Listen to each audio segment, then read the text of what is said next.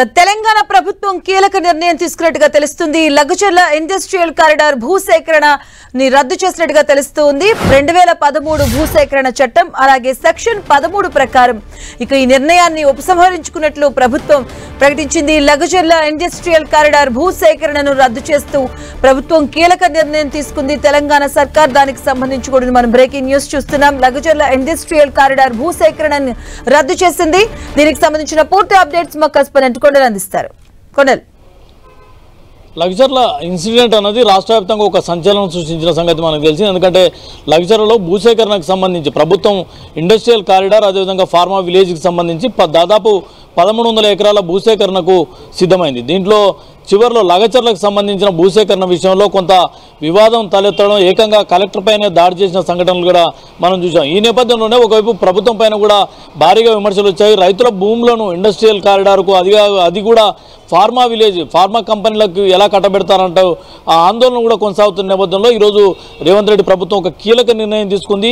ఈ భూసేకరణ రద్దు చేస్తూ నిర్ణయం ప్రకటించింది. ఎందుకంటే ఒకవైపు నిరసనలు కొనసాగుతున్నాయి, మరోవైపు దీన్ని రద్దు చేయాలని ప్రతిపక్షాలు కూడా ఆందోళన చేస్తున్న పరిస్థితి ఉంది. ఈ నేపథ్యంలోనే అక్కడ జరిగిన ఇన్సిడెంట్స్ పైన ఏకంగా ఈ నేషనల్ హ్యూమన్ రైట్స్ కమిషన్ వరకు ఆందోళన ఎవరైతే బాధితులు వెళ్ళిన పరిస్థితి కూడా మనం చూసాం. ఇదంతా ఒక పొలిటికల్ రచ్చకు కారణమైన నేపథ్యంలో ప్రభుత్వం ఈ కీలక నిర్ణయం తీసుకుందని భావించవచ్చు. ఇప్పుడు ఈ భూసేకరణ రద్దు చేస్తూ కీలక నిర్ణయాన్ని తీసుకుంది. ఇది వికారాబాద్ జిల్లా దుద్యాల మండలం పరిధిలో ఉండే లగచర్లకు సంబంధించి లగచర్లలో ఒక ఇండస్ట్రియల్ కారిడారు, ముఖ్యంగా ఇది సీఎం సొంత నియోజకవర్గం కొడంగల్ పరిధిలోకి వస్తుంది. ఆ నియోజకవర్గ అభివృద్ధి కోసం ఒక ఇండస్ట్రియల్ కారిడార్ను తీసుకురావాలని చెప్పి ముఖ్యమంత్రి భావించారు. దీనికి అనుగుణంగానే ఇండస్ట్రియల్ కారిడార్ను తీసుకురావడానికి భూసేకరణ చేపట్టారు. అయితే దీంట్లో ఫార్మా కంపెనీలకే ఇస్తున్నారంటూ ఒక ప్రచారం జరిగింది. ముఖ్యంగా రైతులు ఆందోళన కొనసాగించారు, కలెక్టర్ పైన దాడికి దిగిన పరిస్థితి ఉంది. ఇవన్నీ కూడా కేసులు ఒకవైపు ఆందోళన కొనసాగుతున్న నేపథ్యంలో ఈరోజు ప్రభుత్వం ఒక కీలక నిర్ణయం తీసుకుంది. ఈ భూసేకరణకు సంబంధించి నిర్ణయాన్ని ఉపసంహరించుకుంటూ ప్రభుత్వం నిర్ణయం తీసుకుంది. మధు, కొండలంటే లగచర్ల గ్రామస్తులు ఏమంటున్నారు? ఎందుకంటే ఇదే అంశం పైన అటువైపు అధికారుల పైన కూడా గ్రామస్తులు కొన్ని ఆరోపణలు చేశారు, అలాగే గ్రామస్తుల పైన కొన్ని కేసులు కూడా పెట్టడం జరిగింది. సో ఇప్పుడు తెలంగాణ ప్రభుత్వం కీలక నిర్ణయం కూడా తీసుకుంది. దీనికి సంబంధించి గ్రామస్తులు ఏమంటున్నారు?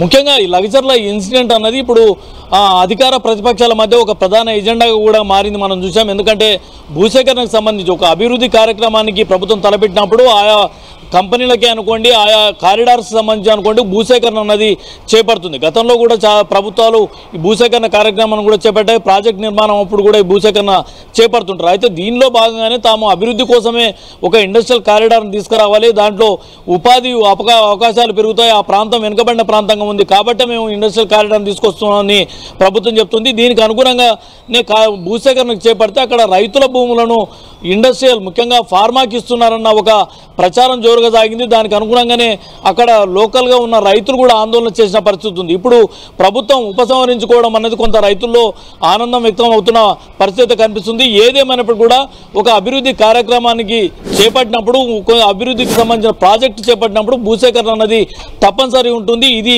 ప్రజలు అర్థం చేసుకోవాలని చెప్పి కూడా ప్రభుత్వం పదే చెప్పింది. దానిలో భాగంగా 2013 భూసేకరణ చట్టానికి సంబంధించి అవసరమైతే రైతులకు పరిహారాన్ని మరింత పెంచేందుకు కూడా ప్రభుత్వం సిద్ధమని కూడా మొన్న ముఖ్యమంత్రి రేవంత్ రెడ్డి ప్రకటించారు. అయినప్పటికీ కూడా ఒకవైపు నిరసనలు కొనసాగుతున్నాయి.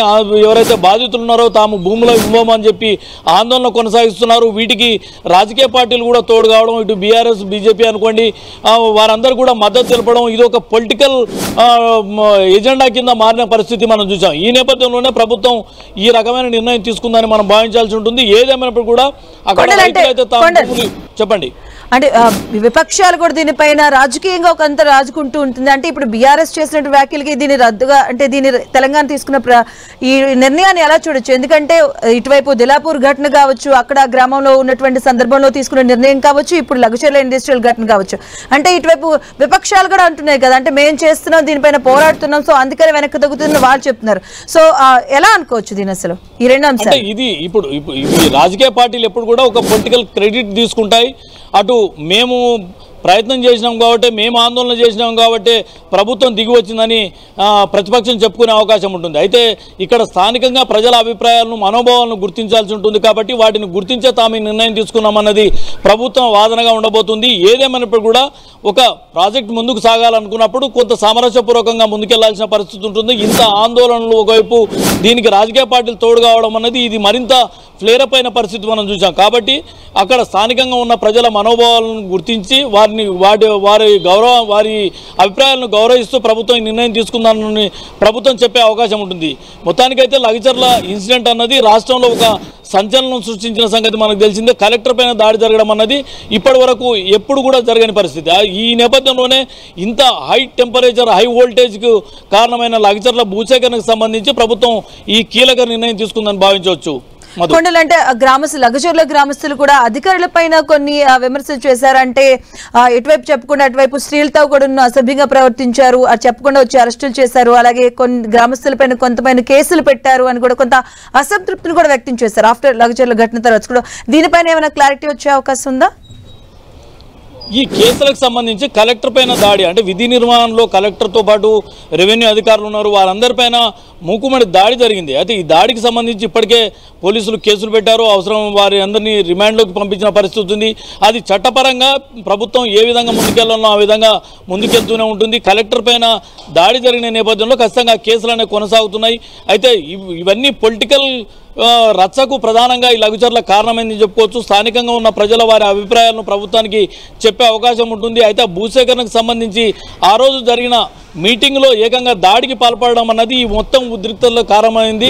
దీంతోనే ఒక హై వోల్టేజ్ పరిస్థితి నెలకొందని చెప్పుకోవచ్చు. ఈ భూసేకరణకు సంబంధించి ప్రభుత్వం పైన ప్రతిపక్షాలు దీన్ని ఆయుధంగా చేసుకొని ప్రభుత్వాన్ని టార్గెట్ చేసిన పరిస్థితి ఉంది. భూసేకరణ పేద రైతుల భూములను ఎందుకు ఫార్మా విలేజ్లకు ఇవ్వాలన్నది ప్రధానంగా ఒక లైన్ తీసుకొని ప్రతిపక్షాలు ప్రభుత్వాన్ని టార్గెట్ చేసిన పరిస్థితి మనం చూసాం. గిరిజనులపైన దాడి జరుగుతుందంటూ అటు బీఆర్ఎస్ ఏకంగా నిరసన కార్యక్రమాలు కూడా కొనసాగిస్తున్న పరిస్థితి. వీటన్నిటిని దృష్టిలో ఉంచుకొని అక్కడ స్థానికంగా ఉన్న పరిస్థితులకు ప్రజలకు మరోసారి ప్రభుత్వం చెప్పే అవకాశం ఉంటుంది. అభివృద్ధి జరగాలంటే, అభివృద్ధి కార్యక్రమాలు జరగాలంటే ఖచ్చితంగా ఇండస్ట్రీస్ రావాల్సిన అవసరం ఉంటుంది.